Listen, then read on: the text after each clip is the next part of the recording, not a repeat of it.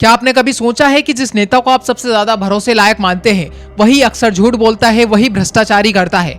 लेकिन जो नेता ईमानदार होता है वो हमेशा हार जाता है। चुनाव के दिन आप बूथ पर खड़े होते हैं, ईवीएम का बटन दबाते हैं और घर आकर सोचते हैं कि मैंने एक ईमानदार और सच्चे नेता को वोट दिया है। लेकिन क्या आपने कभी ये सोचा कि आपने किस आधार पर उसे सच्चा माना, किस आधार पर उसको वोट दिया? अच्छी नीति के कारण, काम के आधार पर, या सिर्फ इसलिए कि वो नेता अच्छा भाषण देता है, उसकी मार्केटिंग बहुत अच्छी तरीके से की गई है, या वो नेता आपका रिश्तेदार हो, भले वो भ्रष्टाचारी हो, या वो नेता आपसे पुराने नाते निकालता हो? अगर आप सिर्फ उसकी मार्केटिंग के आधार पर, उसके नाम के आधार पर, उसके भाषण के आधार पर वोट दे रहे हैं तो आप नेता नहीं बल्कि एक भ्रष्टाचारी और क्रूर शासक चुनकर आए हैं। और डेमोक्रेसी की यही सबसे बड़ी कमजोरी है, क्योंकि यहाँ पर जनता नेता को चुनती है, लेकिन नेता पावरफुल होता है, उसके पास अथाह धन संपत्ति होती है, तो वो साइकोलॉजी के आधार पर या पैसे देकर किसी भी तरह से जनता को अपने कंट्रोल में कर सकता है। तो यहाँ पर जनता ने नेता को नहीं चुना, बल्कि नेता ने पैसे और पावर लगाकर जनता को अपनी ओर किया है, यानी वो खुद राजा बना है। और यहीं पर डेमोक्रेसी फेल हो जाती है और एक भ्रष्टाचारी और एक रेपिस्ट को भी चुन लेती है।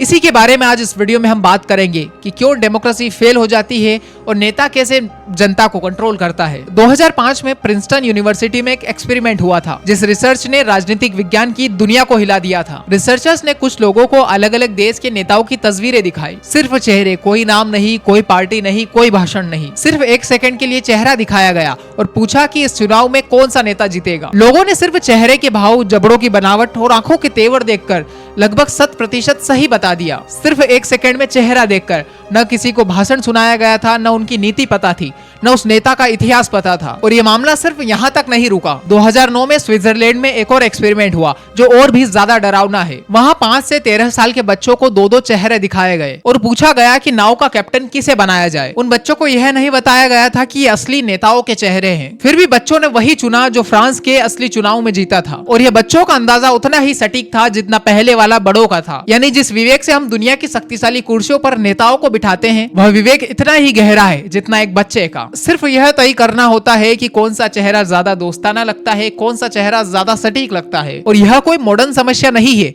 ना ही सोशल मीडिया और टीवी की देन है। आज से करीब 2500 साल पहले एक आदमी ने यही पैटर्न देखा था और उसने इतना साफ साफ लिखा था कि उनके लेटर को पढ़कर आज भी डर लगता है। उस आदमी का नाम था प्लेटो, द ग्रेट फिलोसोफर। और उसने दुनिया के महान लोकतंत्र को अपनी आंखों के सामने टूटते हुए देखा था। प्लेटो कोई एलिटिस्ट नहीं था जो आम आदमी से नफरत करता हो, वह खुद उस तबाही से गुजरा था। उसने देखा था कि कैसे एथेंस की जनता चतुर वक्ताओं के बहकाव में आकर अपने ही खिलाफ फैसला लेती रही। उसने ये भी देखा था कि उसके गुरु यानी फिलोसोफर सुकरात को सिर्फ इसलिए मार दिया था क्योंकि वो असहज सवाल पूछते थे और सत्ता में बैठे लोगों को मूर्ख साबित कर देते थे। प्लेटो ने सिसिली अभियान की तबाही भी देखी थी, जहां 40,000 से ज्यादा सैनिक एक ऐसे युद्ध में मारे गए जिसे अल्किबियादियस नाम के करिश्माई सेनापति ने सुनहरे सपने दिखाकर जनता से मंजूर करवाया था। आसान जीत, अपार धन और गौरव की बातें, और नतीजा ये हुआ कि एक पूरी पीढ़ी कब्र में सो गई। इसी तबाही से गुजरकर प्लेटो ने अपनी किताब रिपब्लिक में एक कहानी लिखी जो शायद लोकतंत्र की सबसे गहरी आलोचना थी। वो कहानी है एक जहाज की,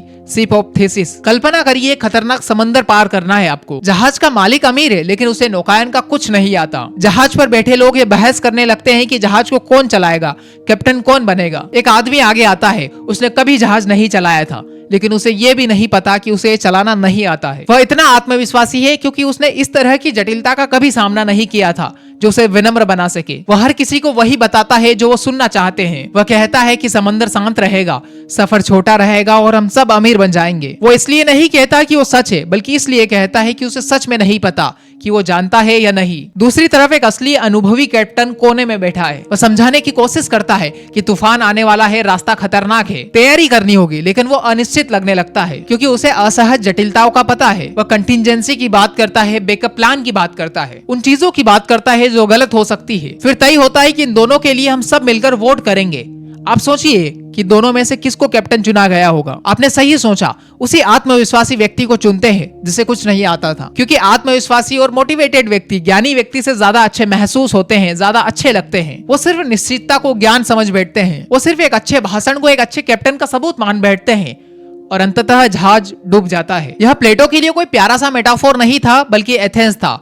जहाज राज्य था और जहाज में जो सवार लोग थे वो एथेंस की जनता यानी मतदाता थे। और प्लेटो ने देखा कि जनता कैसे बार बार करिश्माई नौसिखियों को योग्य विशेषज्ञों की जगह चुनती है जब तक कि पूरा तंत्र ढह नहीं जाता। और 2500 साल बाद आज हम भी वही कर रहे हैं। सितंबर 1960 की बात है। अमेरिका में पहली बार राष्ट्रपति पद के लिए टीवी पर बहस हुई। रिचर्ड निक्सन बनाम जॉन एफ कैनेडी। जिन लोगों ने रेडियो पर सुना उन्हें लगा कि निक्सन जीता, लेकिन जिन लोगों ने टीवी पर देखा उन्हें कैनेडी ज्यादा प्रभावशाली लग रहा था। क्यों? क्योंकि निक्सन पसीने से तरबतर, थका हुआ और पीला दिखाई पड़ रहा था। कैनेडी टेंट आराम से भरा हुआ और कैमरा फ्रेंडली था। वही शब्द थे और वही तर्क था, लेकिन माध्यम बदला तो नतीजा भी बदल गया। सिर्फ व्यक्ति की दिखावट ने सब कुछ बदल दिया था। या फिर ब्रेक्जिट का किस्सा लीजिए। लीव कैंपेन के पास सिर्फ 3 शब्द थे बसों पर लिखे हुए, take back control. Remain campaign के पास इकोनॉमिस्ट थे, रिपोर्ट्स थी, ट्रेड की जटिल गणनाएं थी, लेकिन सीधी सादी कहानी जटिल भाषाओं पर भारी पड़ गई। बाद में कई वोटरों ने खुद माना कि उन्हें आर्थिक असर पूरी तरह समझ नहीं आया था, लेकिन टेक बैक कंट्रोल सही लगा था। और हमारे भारत में भी ये पैटर्न कहीं दूर का नहीं है और कोई अजनबी नहीं है। जिस उम्मीदवार का भाषण सबसे तीखा होता है,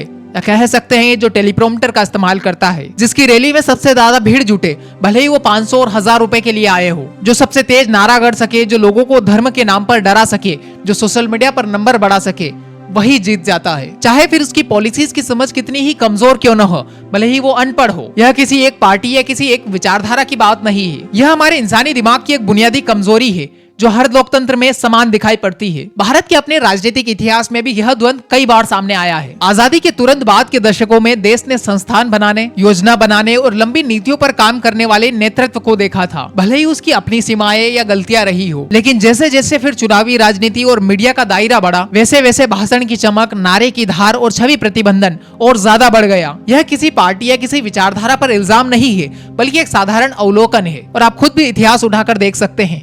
जब जवाहरलाल नेहरू थे, कितने IIT, IIMs और इसरो बना।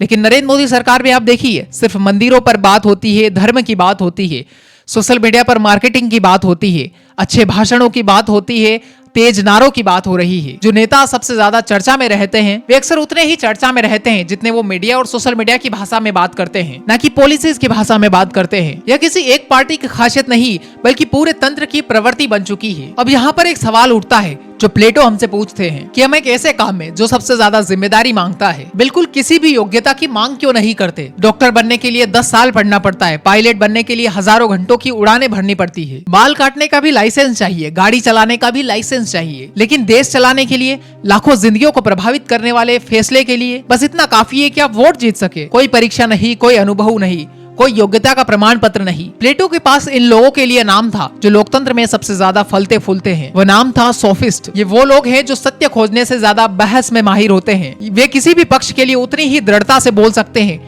जब तक उन्हें धन, सत्ता और प्रभाव नहीं मिले। ध्यान देने वाली बात यह है कि सोफिस्ट मूर्ख नहीं होते हैं, कई तो असल में बहुत तेज दिमाग के भी होते हैं। लेकिन बात जब शासन की, अर्थव्यवस्था की, न्याय की, नीतियों के दुर्गामी असर की आती है, तो वे अपनी असली विशेषज्ञता से बाहर काम कर रहे होते हैं। फिर भी उनकी वाक्पटुता उन्हें योग्य दिखा देती है। उन्हें पता था कि बुद्धिमान दिखने के लिए बुद्धिमान होना जरूरी नहीं है। उन्हें यह भी पता था कि सत्ता का आभास कैसे दिया जाए बिना असल ज्ञान के। प्लेटो के लिए यही सबसे खतरनाक संयोजन था। बुद्धि बिना विवेक के, आत्मविश्वास बिना योग्यता के, वाक्पटुता बिना असली समझ के। इसी को प्लेटो ने 2 शब्दों में बांटा, डोक्सा और एपिस्टेम। एपिस्टेम वो है जो सालों की गहरी पढ़ाई और अनुभव से मिलता है। यह वो समझ है कि सिस्टम कैसे काम करता है, इसकी समझ पैदा करवाती है, जो अनदेखे नतीजे को पहचान सकती है, ट्रेड ऑफ को समझ सकती है। डोक्सा एक सतही सोच है, गट फीलिंग है, सीमित समझ पर आधारित दृढ़ विश्वास, जो आजकल हमारे देश में या पूरी दुनिया भर में मोटिवेशनल गुरु कर रहे हैं, जो सिर्फ आपको मोटिवेटेड करते हैं, इंस्पायर्ड करते हैं बिना असली ज्ञान के। और ये मोटिवेशन फिर ज्यादा दिन नहीं चलता,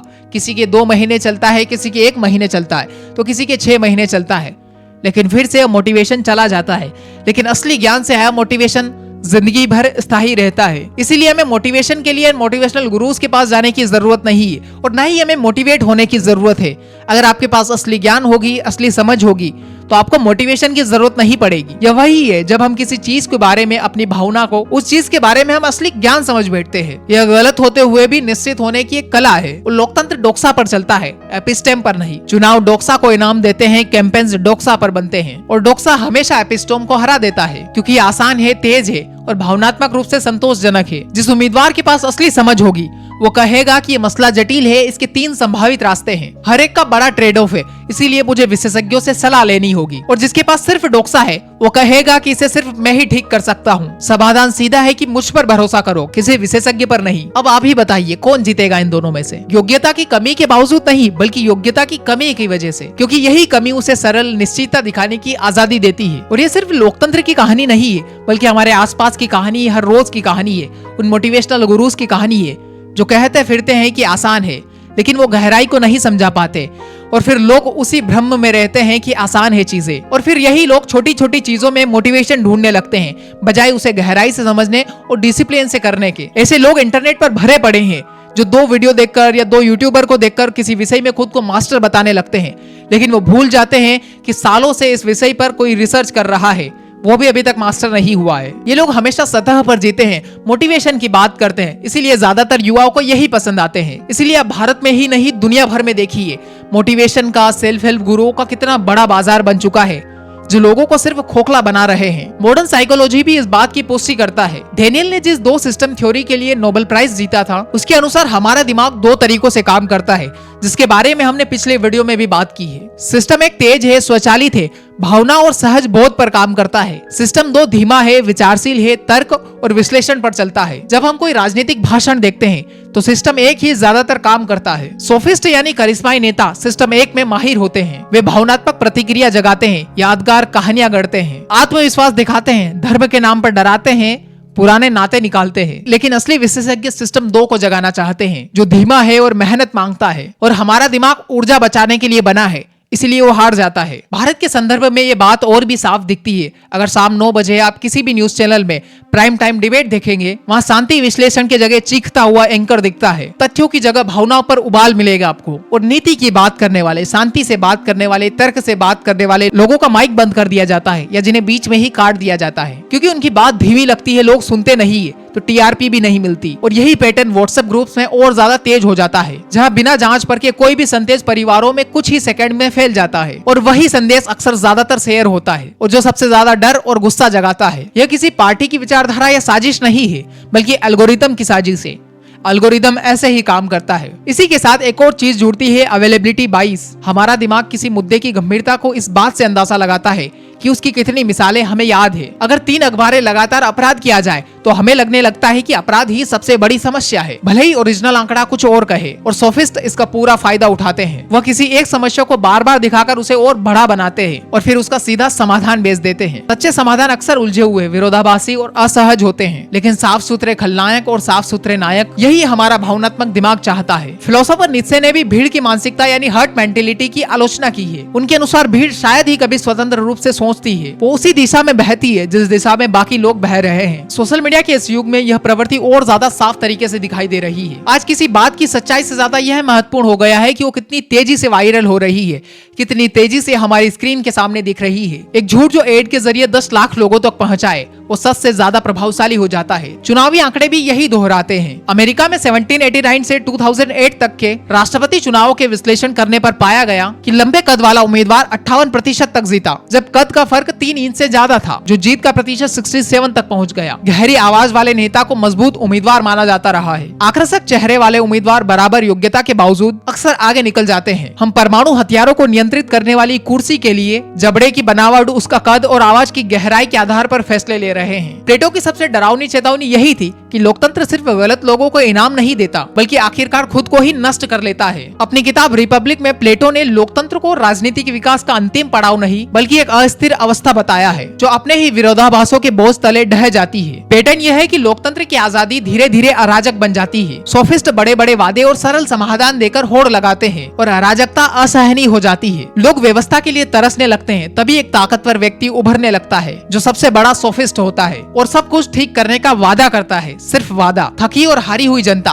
खुशी खुशी से उसे सत्ता सौंप देती है और लोकतंत्र तालियों की गड़गड़ाहट में मर जाता है। दार्शनिक अरस्तू ने भी यह संकट अलग रूप में पहचाना था। उनका मानना था कि जब जनता तात्कालिक लाभ और लोकप्रिय फैसलों को प्राथमिकता देने लगती है तो लोकतंत्र भीड़ तंत्र में बदल जाता है। लेकिन अरस्तू का समाधान लोकतंत्र को पूरी तरीके से खत्म नहीं करना था, बल्कि एक मिश्रित व्यवस्था बनाना था जिसमें सत्ता पर नियंत्रण हो, संस्थाएं मजबूत हो और कानून व्यक्ति से ऊपर हो। यही वो वजह है जहाँ आधुनिक लोकतंत्र प्लेटो के लोकतंत्र से अलग दिखता है। आधुनिक लोकतंत्र सिर्फ चुनाव का नाम नहीं है। इसका मतलब है स्वतंत्र न्यायपालिका, स्वतंत्र प्रेस, संविधान, मौलिक अधिकार, सत्ता का बंटवारा और व्यक्ति की स्वतंत्रता। इसलिए अगर कोई मूर्ख आदमी चुनाव जीत भी जाए तो संस्थाओं को यह काम सुनिश्चित करना है कि वो अपनी मूर्खता से पूरे समाज को, पूरे देश को बर्बाद न करे। यही कारण है कि दुनिया भर के संविधान निर्माताओं ने सत्ता को एक जगह जमा होने से रोकने के लिए इतनी सावधानी बरती। कार्यपालिका, न्यायपालिका, विधायिका को अलग अलग रखा गया ताकि अगर एक स्तंभ पर कोई अयोग्य या स्वेच्छाधारी व्यक्ति बैठ जाए तब बाकी स्तंभ उसे बेलगाम होने से रोक सके। मीडिया को लोकतंत्र का चौथा स्तंभ इसीलिए कहा गया है क्योंकि उसका काम था सत्ता से सवाल पूछना, न कि सत्ता की तारीफ में कसीदे पढ़ना। और जिस दिन ये स्तंभ अपनी स्वतंत्रता खो देते हैं, जिस दिन न्यायपालिका दबाव में आ जाती है, जिस दिन प्रेस सिर्फ सरकार का मुखपत्र बन जाता है, उसी दिन से लोकतंत्र सिर्फ नाम का लोकतंत्र रह जाता है, भले ही चुनाव नियमित रूप से होते रहे। इसीलिए किसी भी लोकतंत्र की सेहत सिर्फ इस बात से नहीं नापी जा सकती कि वहाँ पर वोट हो रहे हैं या नहीं, बल्कि इस बात से मापी जाती है कि वहाँ पर सत्ता से सवाल उठाने वाली आवाजें अब भी सुरक्षित है या नहीं। लेकिन दिक्कत तब शुरू होती है जब यही चारों संस्थाएं कमजोर पड़ने लग जाए। और यही वह जगह है जहाँ पर चर्चिल की सबसे मशहूर बात याद आती है। उन्होंने कहा था कि लोकतंत्र सबसे खराब प्रणाली है सिवाय उन बाकी प्रणालियों से जो अब तक अपनाई गई है। शायद चर्चिल यहाँ पर सही थे। राजशाही, कुलीन तंत्र और तानाशाही हर विकल्प ने बदतर नतीजे दिए थे, लेकिन लोकतंत्र ने अभूतपूर्व समृद्धि और शांतिपूर्ण सत्ता का हस्तांतरण दिया है। लेकिन यह मान लेना कि लोकतंत्र सबसे कम बुरा विकल्प है, इसका मतलब यह नहीं कि उसकी हम व्यवस्थागत खामियों को नजरअंदाज कर दें। तो यहाँ पर असली सवाल ये नहीं होना चाहिए कि क्या लोकतंत्र मूर्खों को इनाम देता है। असली सवाल हमसे होना चाहिए कि हमने लोकतंत्र को इतना कमजोर क्यों बना दिया है कि लोकप्रियता सत्य से ज्यादा शक्तिशाली हो गई। क्योंकि लोकतंत्र जनता को वैसा ही बनाता है जैसे जनता खुद बनने की कोशिश करती है। अगर समाज ज्ञान को महत्व देगा, एजुकेशन को महत्व देगा,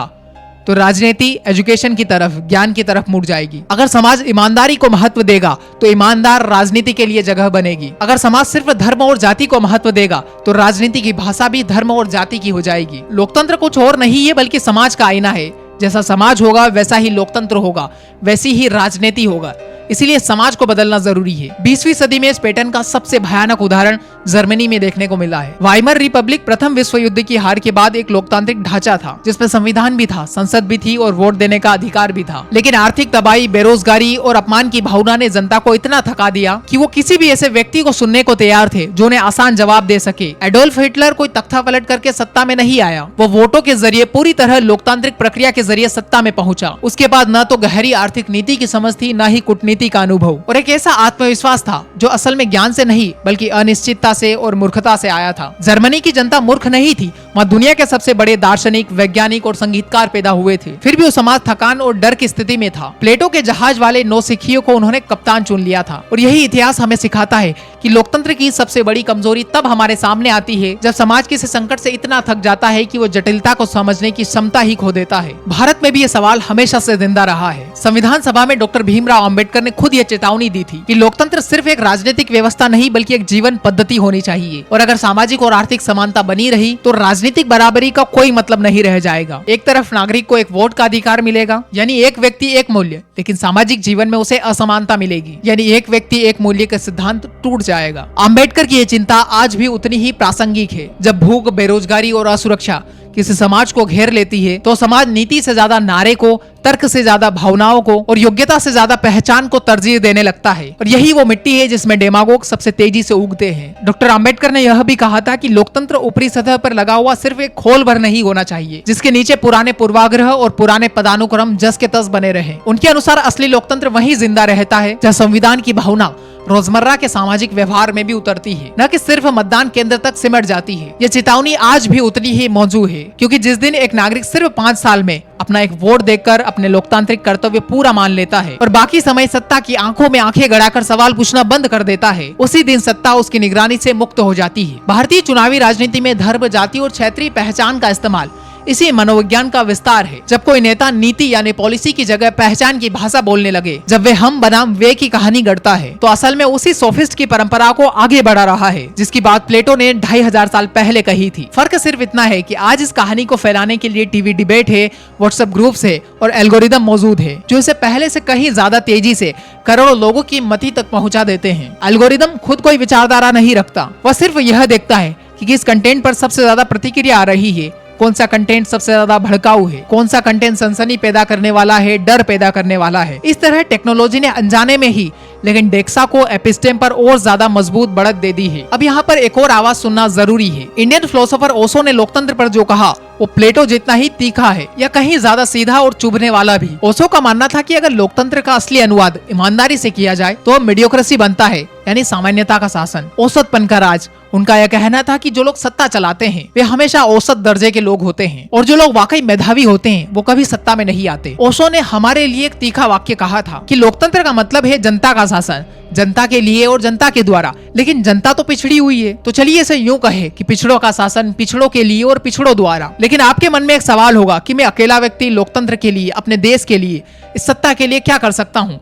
यहाँ पर कृष्णमूर्ति मन की कंडीशनिंग की बात करते हैं। कृष्णमूर्ति का कहना था कि जिस मन को बचपन से ही किसी धर्म, किसी जाति या किसी विचारधारा में ढाल दिया गया हो, वह मन कभी स्वतंत्र होकर नहीं सोच सकता। जब ऐसा व्यक्ति अपने ऐसे मन के साथ वोट डालने जाता है तो असल में वो अपनी सोच से नहीं, अपनी स्वतंत्रता से नहीं, बल्कि अपनी कंडीशनिंग से फैसला ले रहा होता है। वह उसी नेता को चुनता है जो उसके पहले से मौजूद डर, उसके पहले से मौजूद पूर्वाग्रह को, उसके पहले से मौजूद पहचान को सहलाता है। कृष्णमूर्ति कहते हैं कि जब तक मन प्राधिकार को, चाहे फिर वो धार्मिक हो या राजनीतिक, बिना सवाल किए स्वीकार कर लेगा, तब तक कोई भी व्यवस्था, फिर चाहे वो लोकतंत्र हो, मेरिटोक्रेसी हो या कुछ भी हो, तब तक असली आजादी नहीं लाई जा सकती। कृष्णमूर्ति के लिए असली क्रांति बाहर से नहीं होती है, असली स्वतंत्रता बाहर से नहीं होती है, बल्कि व्यक्ति की कंडीशनिंग से, व्यक्ति के भीतर से होती है। जब आदमी अपनी कंडीशनिंग को पहचानना शुरू करता है तब वह पहली बार किसी नेता को उसकी छवि से नहीं बल्कि उसकी नीतियों से, उसके काम से पहचानता है। ओशो ने यहाँ तक कहा था कि जिस तरह किसी देश में वोट देने की उम्र तय होती है, उसी तरह वोट देने के लिए न्यूनतम शैक्षणिक योग्यता भी तय की जा सकती है। उनका सुझाव था कि राष्ट्रीय स्तर की सरकार चुनने के लिए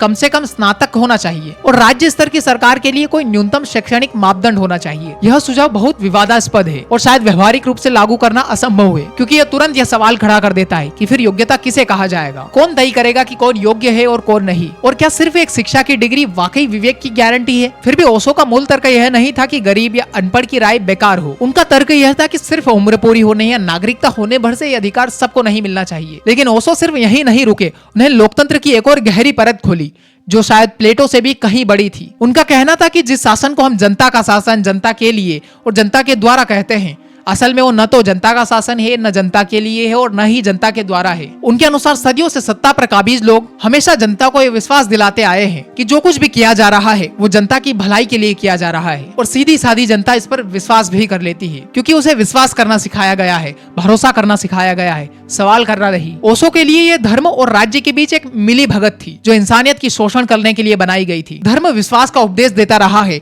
और सवाल पूछने की क्षमता को कुंद करता रहा है, और राज्य इसी भरोसे का फायदा उठाकर जनता पर शोषण करता आया है। लेकिन अंत में बात वहीं आती है कि जब तक व्यक्ति खुद जागरूक नहीं होता तब तक वह भीड़ की मानसिकता में चलता रहेगा, भीड़ की तरह चलता रहेगा, क्योंकि वो खुद कुछ नहीं सोच पाता, और तब उसे कोई व्यवस्था नहीं बचा सकती। लोकतंत्र सिर्फ एक राजनीतिक ढांचा नहीं है, बल्कि एक सांस्कृतिक अनुशासन है, और यह अनुशासन तभी तक जिंदा रहता है जब लोगों में, आम जनता में, नागरिकों में सवाल पूछने की हिम्मत बची रहे। लोकतंत्र तब सफल होता है जब लोग अपने पसंदीदा नेता की भी आलोचना कर सके, जब वे मान सके कि उनका विरोधी हमेशा दुश्मन नहीं होता, जब वे विचार, विचारधारा और व्यक्ति के बीच फर्क कर सके, जब वे भावनात्मक भाषण से प्रभावित होने के बावजूद भी प्रमाण मांगे। अगर ऐसा नहीं होता है, जो कि नहीं हो रहा है, तो लोकतंत्र एक अजीब खेल बन जाता है जहाँ सबसे बुद्धिमान आदमी जरूरी नहीं होते, जहाँ सबसे ईमानदार आदमी जरूरी नहीं होते, सबसे योग्य आदमी भी जरूरी नहीं होते, वही जरूरी हो जाते हैं और वही जीतते हैं जो जनता की इच्छाओं को, उनके डर को, उनके पूर्वाग्रहों को सबसे असरदार तरीके से प्रतिबिंबित कर सकता है। फिर भी लोकतंत्र को पूरी तरीके से खारिज कर देना कोई समाधान नहीं है, क्योंकि लोकतंत्र की सबसे बड़ी खूबी यह नहीं कि वो हमेशा सही आदमी को सत्ता में लाए, उसकी सबसे बड़ी खूबी यह है कि वो गलत आदमी को, भ्रष्टाचारी को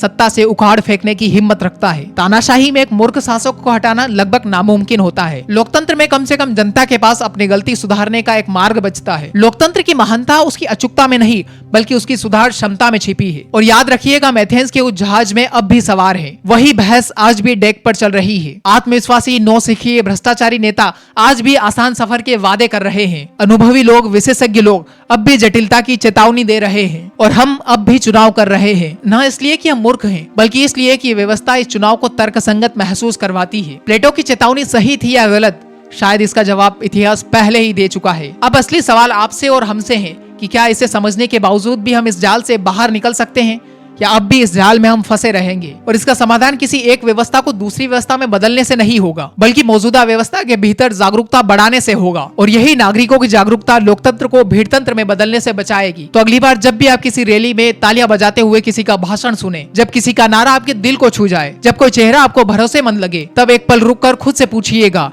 कि क्या है मेरा एपिस्टेम बोल रहा है या मेरा डोक्सा, कि क्या है मेरी समझ है या सिर्फ आसपास की कंडीशनिंग, कि क्या है मैं सच में सोच रहा हूँ अपने तर्क से, अपनी समझ से, या सिर्फ भीड़ से या अपने आसपास के लोगों को देखकर कर रहा हूँ। क्योंकि जिस दिन करोड़ों लोग ये सवाल पूछना शुरू कर देंगे उसी दिन इस लोकतंत्र नामिक जहाज की दिशा बदलनी शुरू हो जाएगी। न कि प्लेटो के फिलोसोफर किंग आने से और न ही ओशो की मेरिटोक्रेसी लागू होने से। यह दिशा तय होगी हर उस नागरिक के जागने से जो अपने नेता से सवाल पूछना बंद नहीं करता। अगर इस विषय ने, इस वीडियो ने आपको सोचने पर मजबूर किया है तो एक बार खुद से जरूर पूछिएगा कि क्या अगली बार मैं सिर्फ ज्ञान को चुनूंगा या सिर्फ आत्मविश्वास को, विवेक को चुनूंगा या मार्केटिंग के करिश्मा को। क्योंकि फिर आपका जवाब चाहे जो भी हो, वह जवाब ही तय करेगा कि ये जहाज डूबेगा या बचेगा। और अंत में याद रखिएगा कि लोकतंत्र कोई राजनीतिक ढांचा नहीं है बल्कि लोकतंत्र आपसे और हमसे मिलकर बना है। लोकतंत्र एक अनुशासन है, एक संस्कृति है। इसे बचाए रखना हमारी और आपकी जिम्मेदारी है। और जो लोग इस जिम्मेदारी से भाग रहे हैं वो मरे हुए लोग हैं। अगर आपको ये वीडियो पसंद आया हो, अगर आप ऐसे ही फिलोसॉफिकल, लिटरेचर और इतिहास से संबंधित वीडियो देखना चाहते हैं तो इस चैनल को सब्सक्राइब कर सकते हैं। अगर आप इन विषयों को पढ़ना चाहते हैं तो हमारे न्यूज़लेटर का लिंक डिस्क्रिप्शन में मिल जाएगा।